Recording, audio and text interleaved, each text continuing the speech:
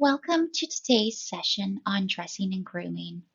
This webinar has been developed for people living with dementia and care partners to look at how changes in the brain due to dementia can impact dressing and grooming, and how we can help these activities of daily living to become more successful.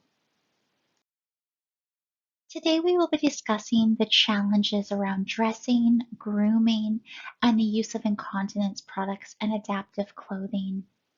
By the end of our session, we hope that you will have a better understanding of the impact of dementia on the brain and how those brain changes impact dressing and grooming. And although there is no perfect technique or solution, we do have some helpful strategies and techniques to try. We know that dementia is progressive and that symptoms change over time. So what works today might not work tomorrow or next week.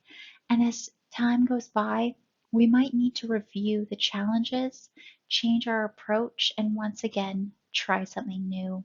So this presentation is one step in many.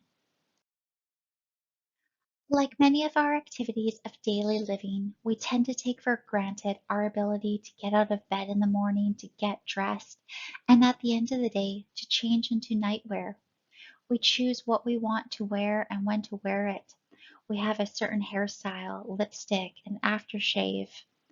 And although we may have made these decisions easily for years, dementia can interfere. Dressing and grooming is more complicated than you may think. It's actually quite complex. Let's take a minute to break down the steps required to successfully start the day. First of all, the brain needs to decide it's time to get dressed. The brain must be able to orient to time and space. Discerning day and night can be a challenge sometimes. Because dementia can affect the brain's ability to recognize time and space, it's not always possible to know if it's daytime, pajamas need to be changed, and clean shirts are on the left side of the closet. The brain also has to accurately access short-term memory. We have to recall whether we have special plans for the day, if we need to wear jeans or dress pants, where we put the socks, and if today is the day we wash our hair or have a shave. From the moment we wake, our brain is tasked with complex analysis.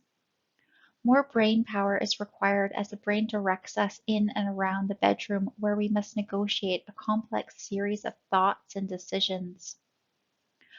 The part of the brain that initiates action also has to be working. While we might have decided that we need to get ready for the day, or even that we want to put on our summer pants and t-shirt, we actually need to get up and initiate the necessary actions. We need to move. The part of our brain that turns us on and starts the actions is often damaged by dementia. So even though we have the right thoughts at the right time, we struggle to implement those thoughts and do something with them. Once we do get started, there are a number of steps needed. We need to get undressed. We need to find the right clothing, winter or summer, casual or dressy. Are our clothes in the closet or in the dresser? We need to think the process through. We sequence and coordinate the clothing to make our outfit.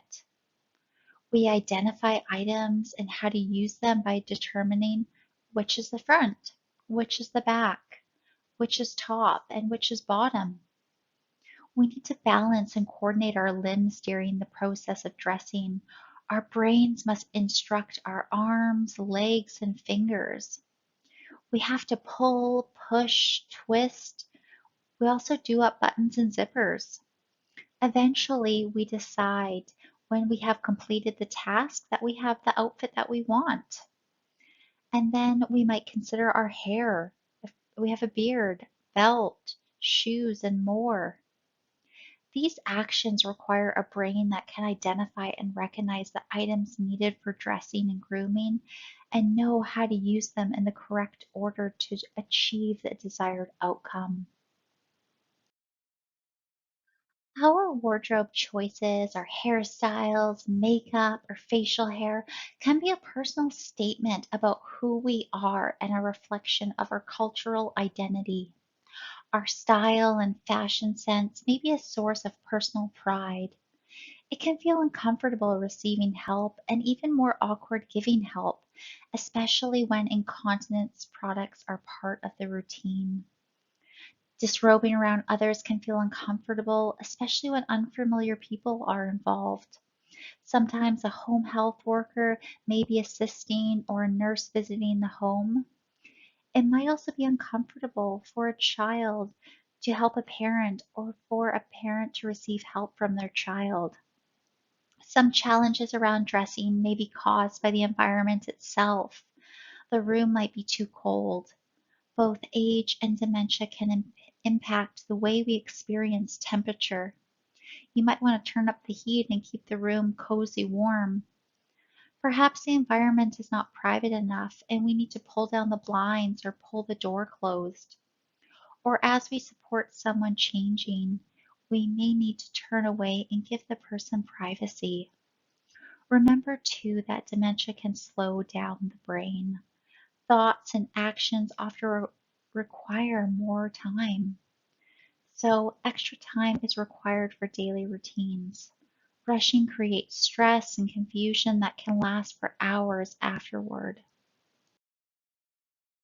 We know that dementia is always the result of changes in the brain and that these changes compromise the brain's ability to function. The brain works on overdrive sometimes, trying to manage all the thinking necessary to make it through the day, and then fatigue sets in. By mid-afternoon, a rest may be required, or for some, a few rest periods throughout the day may be needed to manage fatigue. So, after a busy day, we might struggle to climb stairs, find the pajamas, and get changed. There are moments when getting off the couch is just too much effort. Some of us may not be morning people, so we don't like making decisions or jumping into action at the beginning of the day, especially if we have not slept well that night.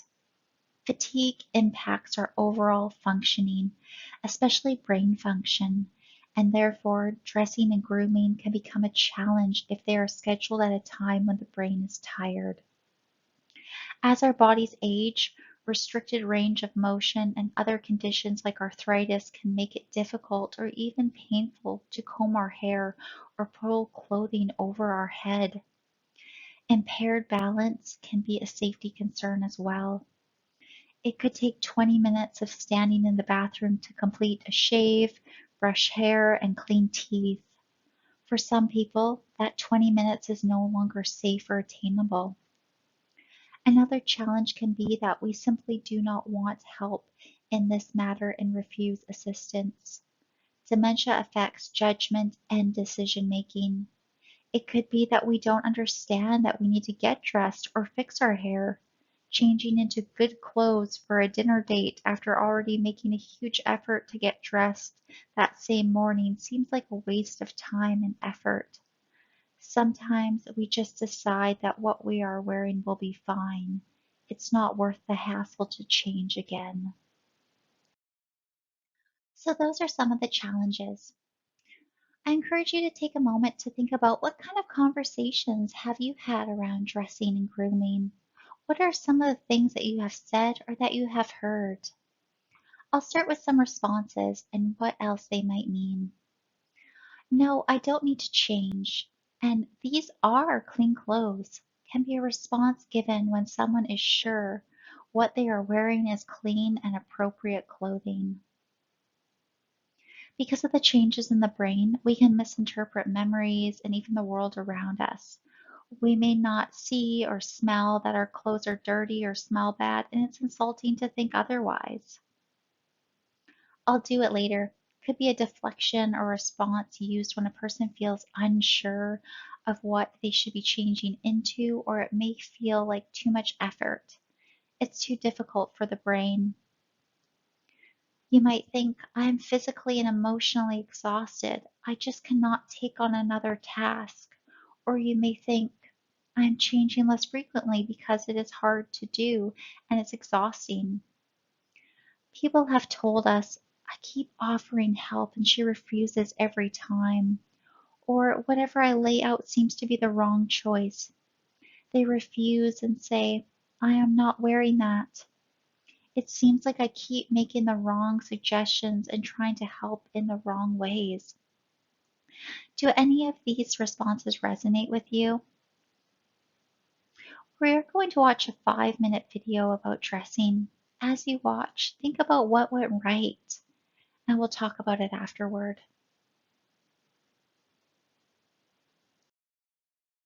As the disease progresses beyond the early stages, choosing and putting on clothes can be frustrating for the person with dementia. The person may not remember how to dress, or may be overwhelmed with the choices or the task itself. I think one of the things that I would say to a caregiver is, particularly if you've had a spouse that has been absolutely meticulous, sometimes their awareness of their meticulous isn't as it was before. He might put on a sweater of mine, but he liked it, didn't make any difference. At first, I would think, he's got 2 different socks on. What's he doing? And I learned through the caregiving group that a lot of them got upset because their loved one wasn't dressing the way they used to. And I used to say, well, who cares? He doesn't care. So if he wants to wear no socks or run around with just his shorts on and nobody's coming, let it go, distract him, do something to distract him. And it was rather comical, really, without making fun of it. It was important to him that he got dressed by himself until such times as he couldn't. In the hottest of weather, he would sometimes put on layers of clothing. I would leave him to come out in the morning to make coffee, and he would come down and he'd be in a t-shirt, a heavy shirt, and then a waistcoat and his pullover. He had no idea it was so warm. He was feeling cold. But then likewise in the wintertime, sometimes he would just come out, with a t-shirt. That sensory perception had gone. We got some shoes with Velcro on them, and also he went back to wearing his loafers, which made life a lot easier. He would always manage to get dressed during the day, but sometimes his colour coordination was out of lunch. It is important to respect the person's choice of what to wear. It works better to accept the person dressing in an unusual way or wearing clothing that is out of place than to have a confrontation. Hi, lovey, I'm ready. Seriously? What do you mean, seriously? I'm ready, yes. Listen, we're meeting my sister and her husband in like 10 minutes. And, Good. Well, could you just change, please? We're going to a restaurant. This is a new shirt. Yeah, it's nice for the restaurant. The jeans are fine, but could you just get changed, okay? There are going to be other people there. This is not appropriate. Just get changed. I would declutter as best as possible. I would also do things like take away a huge choice, for example, in closets, clearing out a person's closet and leaving favorites, right? So that it's a very easy choice if somebody wants to decide what they're going to wear. Initially, I would start him and he could do things. If I could start the pants and he could pull them up. And then later on, you pretty much had to completely dress him. I always would put his clothes in a certain order on the chair. And when I came in to help him, sometimes his pants would be over top of his pajamas and we would have to start again. So it started with just laying them out in a certain order, and then it started with his positioning. Mostly I worried about him falling when I was trying to help him, so there was a lot of, okay, sit down on the bed, okay, stand up now, okay, sit back down on the bed, okay, stand up now. Just taking my time and letting him do as much as he could, meeting him where he's at, starting getting dressed, starting brushing teeth, starting the razor, and seeing how much he could do himself and where I needed to take over. It is important to enable a person with dementia to make their own choices for as long as they can, and if they do need assistance, to offer it tactfully and sensitively.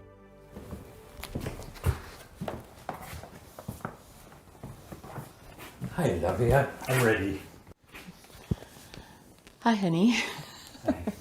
Yeah, we've got about 10 minutes before we go to the restaurant. And I like the shirt. Clean shirt. Yeah, it's great shirt. Yeah, good taste, good taste. But you know, I think I forgot to tell you that it's kind of a formal restaurant, so Good. we're gonna get your dress pants. Oh, I've got jeans. I know, but the restaurant doesn't allow them. So, you know, I'll help you to find your dress pants. Okay? And we've still got 10 minutes to get ready. Oh, you did a good job. Good, good. Almost there. It might be more important for them to be independent and be dressed in their sweatpants and a clean shirt and not perfectly groomed, but have done it themselves than have the caregiver want them to look like what they did 5 years ago.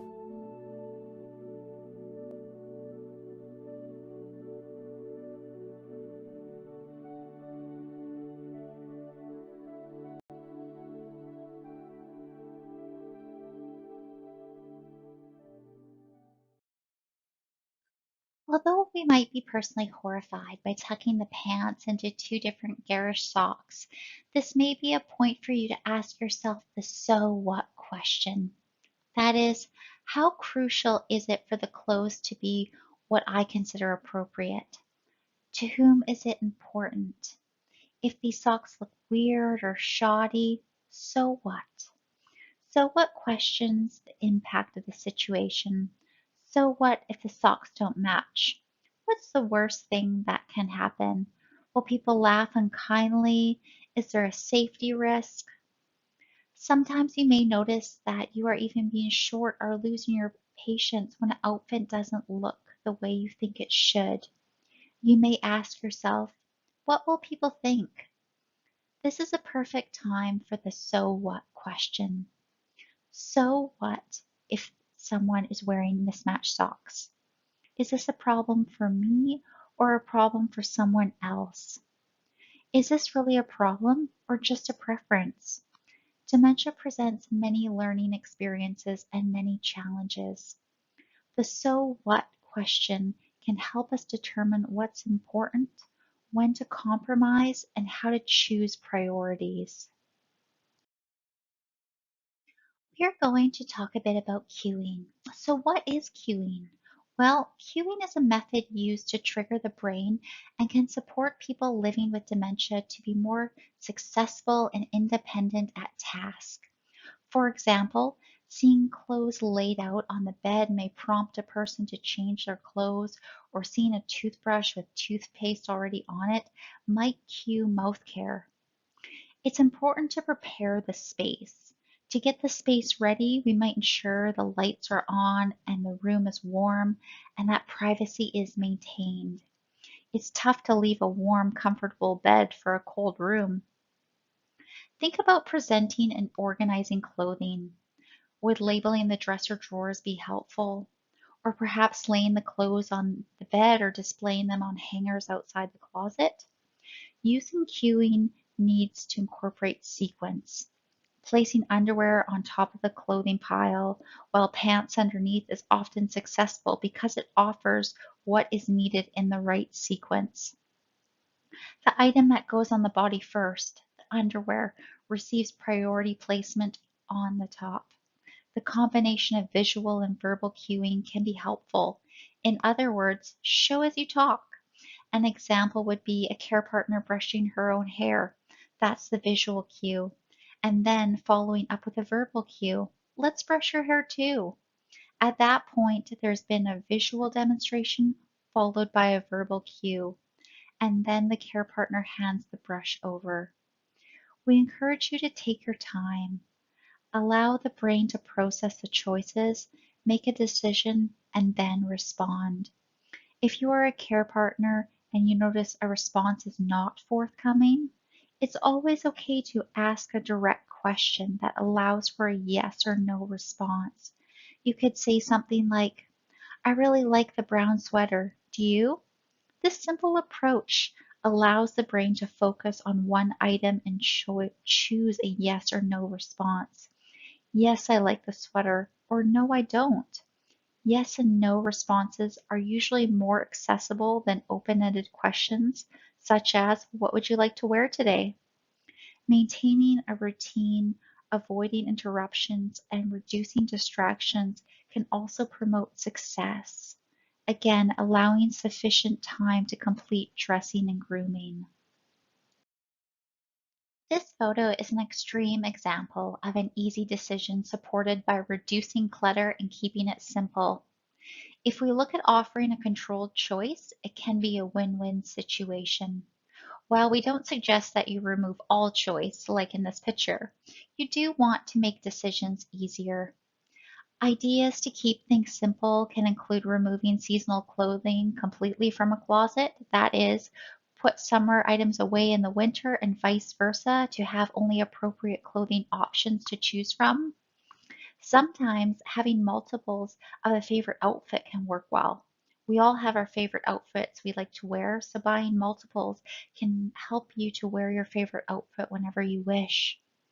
Another strategy might be to switch to more comfortable clothing that you can also be worn to bed and therefore reducing the number of times changing is required. Most of us have full closets with only a small portion that we want to wear and will wear on a day-to-day basis. In fact, according to the Chief Design Officer for California Closets, only 20% of the clothing in an average person's closet are worn on a regular basis. An essential part of being human is making our own choices. That doesn't change with dementia. However, choice can be offered in a dementia-friendly way with easy options that facilitate decision-making and success. This closet does not provide easy options. It is overwhelming and therefore discourages decision-making. So, keeping in mind, what can be removed from a closet to facilitate easy decision-making? How much can you simplify? Could you slowly over time start to remove items of clothing that have not been worn recently or that are becoming rather cumbersome and awkward to wear? Can we turn difficult decisions into easy ones? This is an easy decision and an example of good queuing. Only two items to consider right next to each other. It helps if everything has a place. Key items are displayed clearly and stored in the same location. We know that routine helps. Because it is easy to misplace items, we might need multiples. For example, one pair of glasses could be kept on the bedside table and an extra pair is stored safely in an office filing cabinet. If having her lipstick on helps someone feel ready for the day, then make sure there are multiples. Perhaps one on the bathroom counter, one in the purse, and maybe a third tucked away in the night table. It could be useful to take photographs of how items are usually laid out. That way we can make sure we repeat the same patterns every day with everything in its proper place. It is worth noting that items might not even be used, but it may still be important to ensure they are there for comfort and familiarity. Like the bottle of Chanel No. 5 you've kept all these years because it reminds you of your first wedding anniversary. And not everything needs to be set up and done at home. A weekly wash and a set at the hairdresser or a visit to the barber shop can be a highlight. It's part of an enjoyable social and productive routine. Honestly, when you look at this picture, do you easily see what you want to use first? The item you want to find? Have you forgotten why you even came into the bathroom? This cluttered, colorful, crowded shelf is not helping our brain make a decision. We are losing our focus already. Keep it simple so there is less confusion as to what to do and which tool to use for the job. Lay things out in sequence in the bathroom as well. The toothbrush and toothpaste out on the sink, the soap and hairbrush conveniently displayed. And just as we discussed labeling of dresser drawers, we can also use labeling in the bathroom. Some people put sticky notes on the mirror as reminders. Others label products with large, easy to read letters, for example, soap, perfume, etc., and still have some simple pictures to help provide visual cues. Personhood is the quality of being an individual person, and in the context of dressing and grooming, it means respecting the individual's expression of themselves. That may mean that jewelry or a watch, hats, or colorful scarves are an important part of the daily routine. Cultural identity may be strongly tied to clothes and to how people present themselves. Jeans and a t-shirt might be completely in keeping with one person's background, while a white shirt and a tie is what makes someone else feel comfortable. This can include things like dresses versus skirts, dress slacks versus jeans or pants. It can reflect a past as a farmer or a business person, or it can be a critical component reflecting personal heritage or beliefs.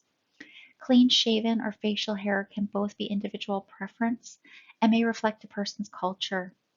Long or short hair, hair braided or worn loose, even into late stages, these things should be respected and considered when a person is being helped to get dressed and ready for their day. It can be hard to see the changes in activities of daily living for someone you are caring for, but remember to try and keep things successful for both you and for them. Try different techniques that we mentioned here today, and you may need to adapt things further as you both go along the journey together. Some people living with dementia may lose awareness of their own need to go to the bathroom and may not recognize or respond to their body's signals. It can be helpful to provide reminders to go to the bathroom after meals or when walking by the washroom. But this is an area of tremendous privacy and embarrassment for many people, and it can be a very difficult topic to approach. It is important to remember that these changes are out of anyone's control and is due to damage happening in the brain. Some people may experience incontinence, which happens for a number of reasons. It is important to consult with a doctor if incontinence starts to become a regular occurrence. It can be rather overwhelming to research and find the right products and to incorporate it into daily life. There are so many different products and needs change over time. We can choose from pull-up underwear, day or night pads, and various degrees of protection within these categories. We can also use protective bedding for overnight incontinence. And let's face it, incontinence is a very sensitive topic of conversation. It's highly personal and for many, embarrassing to talk about needing special products. Symptoms of dementia can even prevent a person from being aware that incontinence is an issue at all.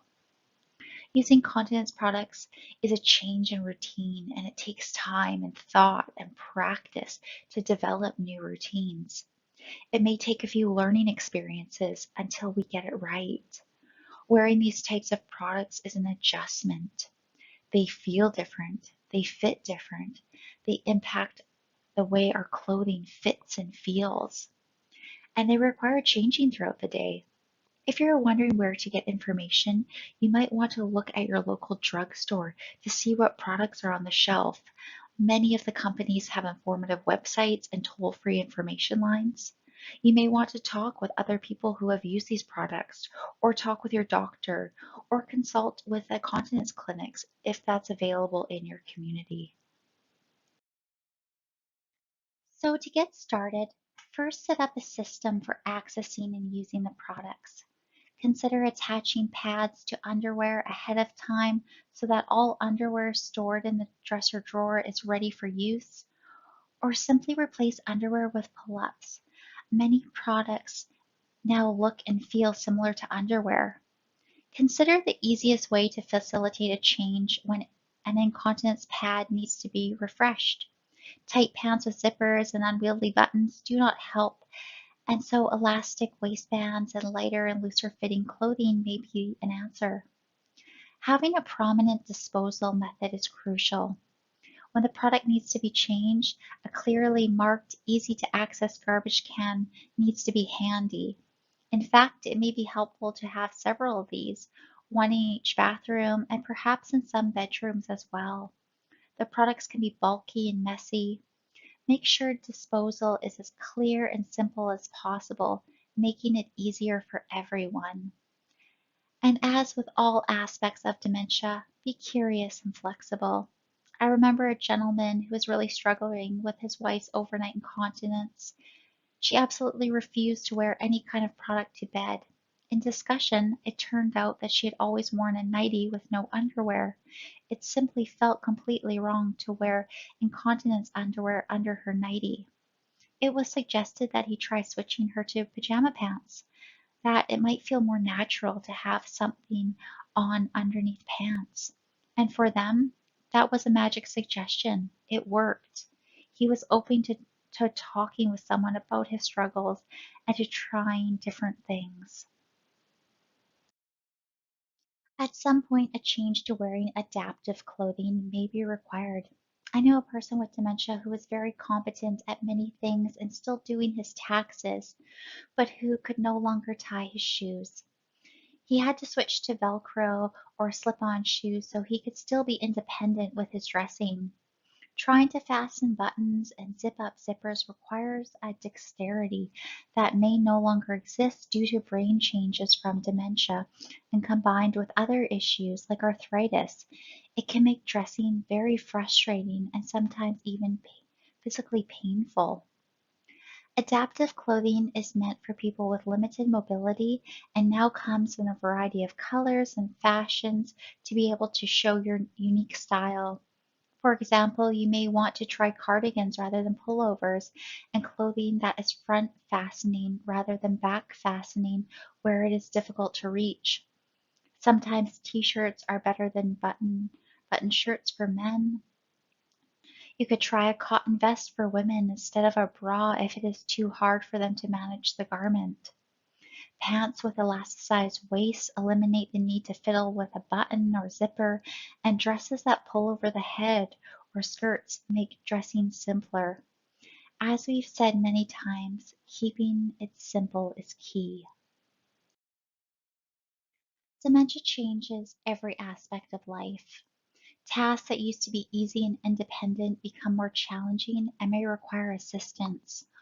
All of a sudden, we find ourselves working with others and needing support. We rethink our priorities about all sorts of things, like tucking pants into garishly unmatched socks, and we learn to adjust expectations. Despite the multitude of changes that dementia brings, there is one constant: the relationship between the person living with dementia and the care partner or helper. This relationship comes first. We all want to get things done. We want successful dressing and grooming to occur. However, with dementia, it's not always about getting things done. It's about building and maintaining a relationship of trust and care. The outfit may not be what we wished. The process may take longer than we imagined, or it could be the same, rather crumpled outfit as yesterday and the day before. We use the so what question to help us decide next steps. What's the worst thing that could happen because of this outfit? And if our focus is maintaining a positive relationship, we may conclude that the worst thing is actually not worth the fuss. We don't bother about changing into pajamas because it's okay to fall asleep in day clothes. Of course, others may not understand this approach and question unusual fashion statements, and that can be uncomfortable. But we are not aiming for perfect. We are often aiming for just good enough and always focusing on maintaining the best quality of life possible.